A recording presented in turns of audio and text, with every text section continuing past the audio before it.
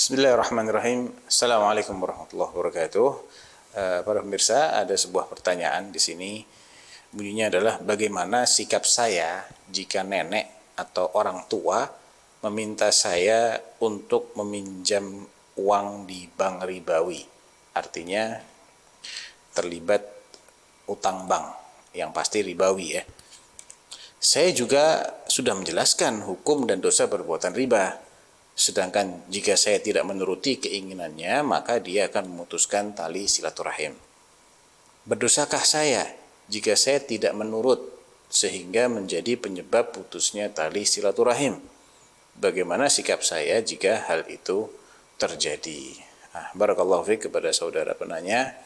Perlu kita ketahui, Nabi SAW telah menjelaskan sebuah hadis yang itu menjadi kaidah umum.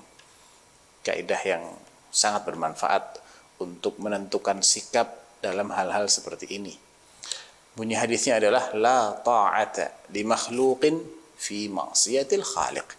Tidak ada kewajiban taat kepada makhluk, apapun makhluknya, siapapun dia, kalau dia menyuruh untuk bermaksiat kepada Allah Al-Khaliq.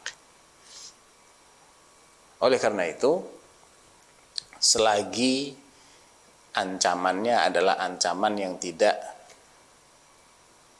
menyakiti fisik, tidak merugikan secara perekonomian, misalnya dipecat, disita harta bendanya, dirampas, diusir, nggak punya tempat tinggal lagi, atau sampai ancaman bunuh, misalnya ancaman penjara. Selagi ancamannya tidak ancaman-ancaman yang seperti itu, hanya sekedar nanti saya tidak akan mau lagi bicara denganmu, saya tidak mau lagi menjalin hubungan denganmu, hanya sebatas itu, maka yang diancam tetap masih harus terikat dengan aturan syariat yang mengharamkan pinjaman-pinjaman ribawi. Tidak boleh dia turuti, walaupun akhirnya dia benar-benar boikot oleh neneknya atau oleh orang tuanya.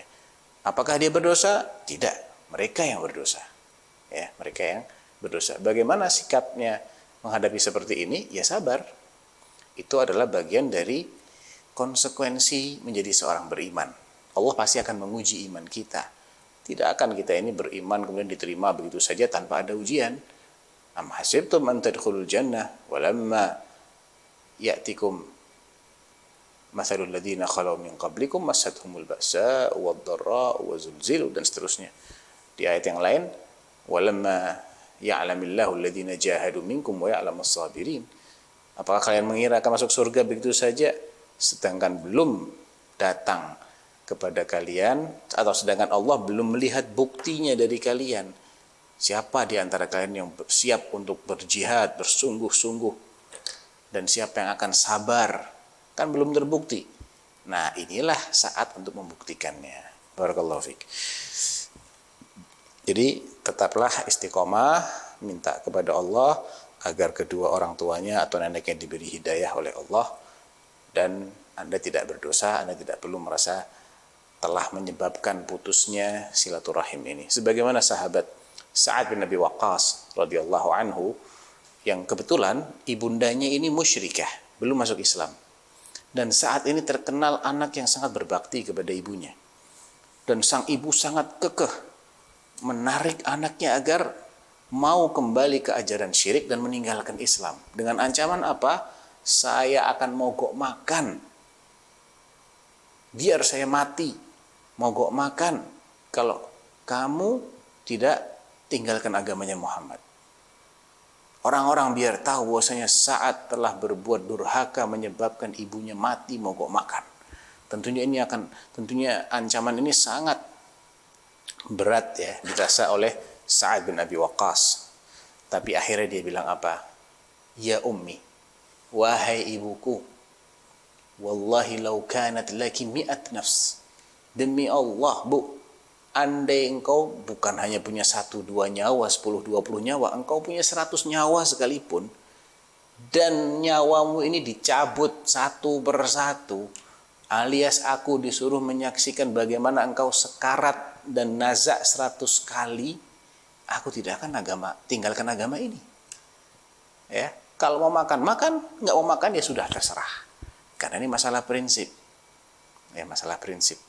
Kalaupun ibunya akhirnya memilih untuk mogok makan sampai mati, sama sekali Sa'ad tidak berdosa, justru dia mendapat pahala atas kesabarannya karena dia telah mendahulukan ridhonya Allah di atas ridhonya manusia. Naam. Allahu taala alam. Sallallahu alaihi nabiyina Muhammadin wa ala alihi wa sahbihi wasallam. Assalamualaikum warahmatullahi wabarakatuh.